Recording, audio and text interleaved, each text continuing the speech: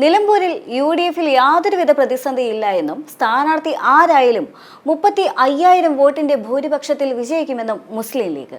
അൻവർ രാജിവെച്ചതിന് പിന്നാലെ തന്നെ മുന്നണി മണ്ഡലത്തിൽ നല്ല രീതിയിൽ വർക്ക് ചെയ്യുന്നുണ്ട് എന്നും അതിനാൽ തന്നെ വിജയത്തിന്റെ കാര്യത്തിൽ യാതൊരുവിധ സംശയവും വേണ്ട എന്നുമാണ് മുസ്ലിം ലീഗിന്റെ മലപ്പുറം ജില്ലാ ഉപാധ്യക്ഷനും ജില്ലാ പഞ്ചായത്ത് വൈസ് പ്രസിഡന്റുമായ ഇസ്മയിൽ മൂത്തേടം വ്യക്തമാക്കുന്നത്.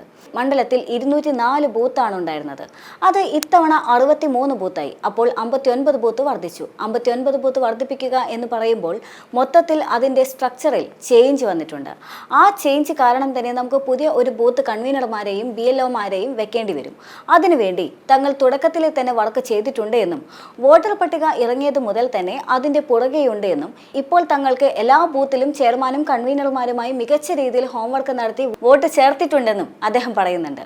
10,000-ഓളം പുതിയ വോട്ടുകൾ നിലമ്പൂർ അസംബ്ലി മണ്ഡലത്തിൽ ചേർത്തിട്ടുണ്ടാകും. 5,000-ഓളം വോട്ട് കഴിഞ്ഞ ലോക്സഭാ തെരഞ്ഞെടുപ്പിലും ഉപതെരഞ്ഞെടുപ്പിലുമായി ചേർത്തിട്ടുണ്ട്. അങ്ങനെ 15,000 വോട്ടുകൾ ആകെ അധികമായി വന്നിട്ടുണ്ട്. ആകെ 2,30,000 വോട്ടുകൾ നിലമ്പൂർ മണ്ഡലത്തിലുണ്ട്. അത് വളരെ കൃത്യമായിട്ട് തന്നെ ഈ സർക്കാരിനെതിരെ വിനിയോഗിക്കാൻ വേണ്ടി എല്ലാവരും തയ്യാറായിട്ടുമുണ്ട്. കേരളത്തിലെ 3.5 കോടി ജനങ്ങൾക്ക് വേണ്ടി നിലമ്പൂർക്കാർക്കാണ് ആ ഭാഗ്യം ലഭിച്ചിട്ടുള്ളത്.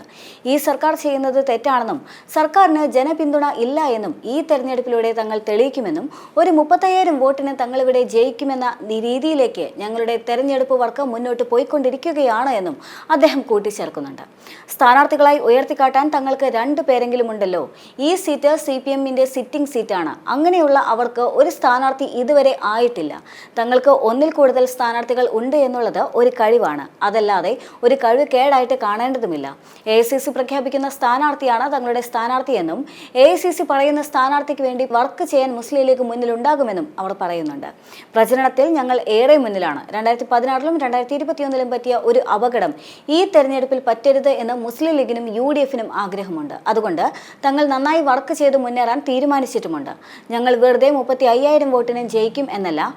1-ാം ബൂത്ത് തുടങ്ങുന്നത് വൈക്കടവ് പഞ്ചായത്തിലെ തണ്ണിക്കടവിലാണ്. 264-ാമത്തെ ബൂത്ത് അവസാനിക്കുന്നത് അമ്പരമലം പഞ്ചായത്തിലെ TK കോളനിയിലുമാണ്. ഇതിനിടയിലുള്ള 263 ബൂത്തുകളെ കുറിച്ചും തങ്ങൾക്ക് കൃത്യമായ ധാരണയുണ്ട്.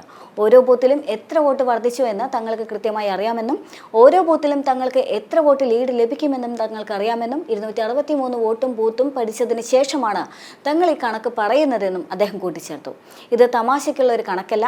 ലീഡിൽ അതിലും വർദ്ധിച്ചാലേ അത്ഭുതപ്പെടാനുള്ളൂ എന്നും ഒരിക്കലും ലീഡ് 35,000-ന് താഴത്തേക്ക് വരില്ല എന്നും ഇസ്മയിൽ മൂത്തേടം കൂട്ടിച്ചേർക്കുന്നുണ്ട്.